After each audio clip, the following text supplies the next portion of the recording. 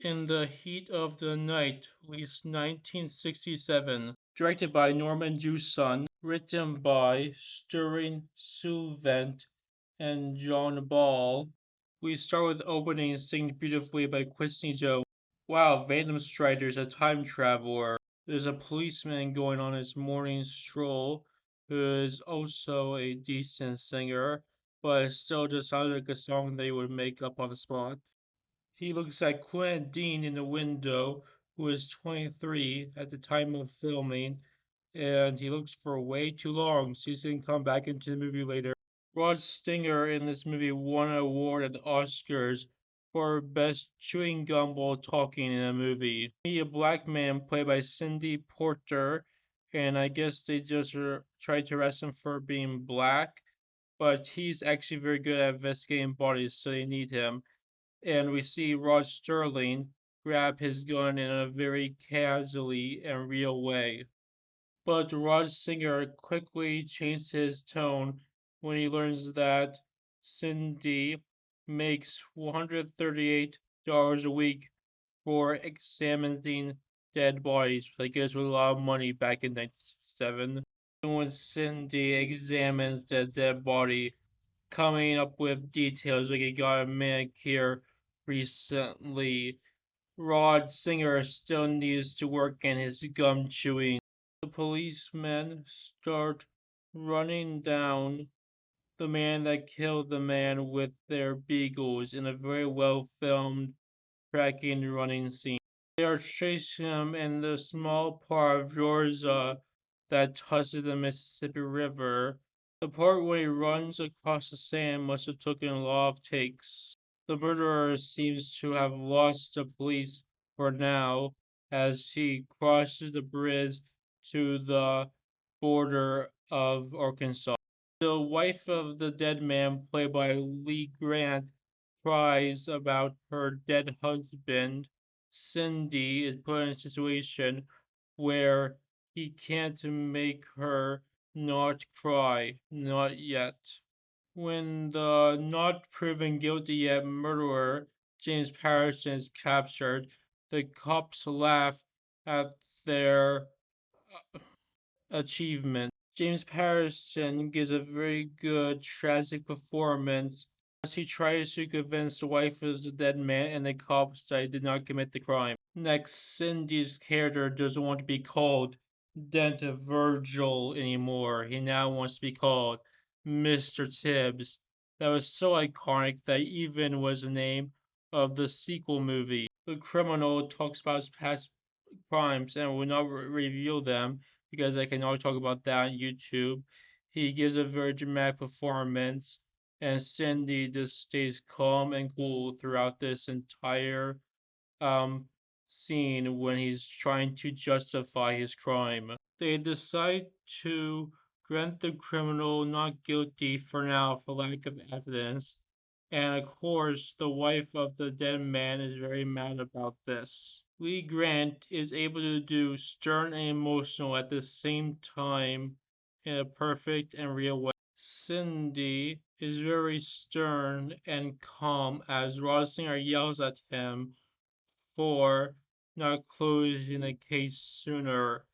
Rod Singer keeps refusing to call Mr. Tibbs, and keeps calling him Virgil. So they try to get evidence in a small town. Cindy looks at a black man who's a lot poorer than he is, and the black man is shocked that he's a policeman who studies bodies. This shows contrast between the race culture of New York and Georgia and what people of this race are able to achieve in each state. So next we see a businessman say the N word, which perfectly captures what is like in Georgia right after that scene. Next, Cindy starts to examine the car that the dead husband used to use for more clues. Cindy is a very educated detective, as we can see. Next, we get a view of the cornfields in Georgia. They have black people working there, despite the fact That is 1967. We get more beautiful music by Quincy Jones. Next, we find out that the man that knew the husband that died is a slave owner in 1967, and he also uses flowers as a metaphor of how he likes to treat black people. And Cindy just takes this all in and stays calm and cool for his question act. Cindy is able to stay calm during the owner's ramblings of racism until he slaps him. Ron Singer defends Cindy against this guy who wants to take him off the case for slapping one of the witnesses. Next, we get a very well filmed chase when a racist chases down Cindy. They threaten to hit Cindy with chains and call him the N-word until Rod Singer comes in to save Cindy. Both these scenes, the scene of Singer defending Cindy against the detective and this scene of him defending against abusers, both shows that they need each other. Next, Cindy and the policemen go to Van Strider's bar to chill more now that they feel more connected. Next, we meet Quentin Dean, the woman who was naked at the window at the beginning of the movie. We find out that she is the wife to the guy who actually murdered the dead man. And she starts talking seductively about dead bodies.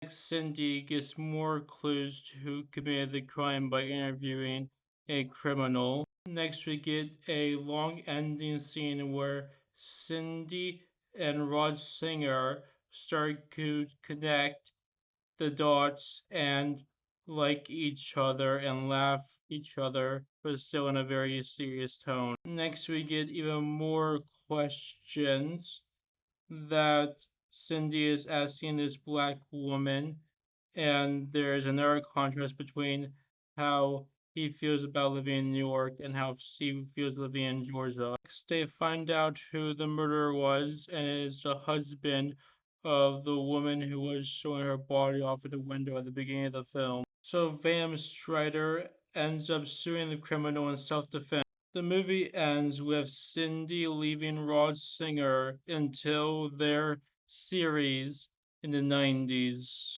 So that's In the Heat of the Night. This is a classic, groundbreaking, thoughtful movie with great relationships, great acting, and the commentary on race is just the right amount of subtle and metaphorical in a many scenes.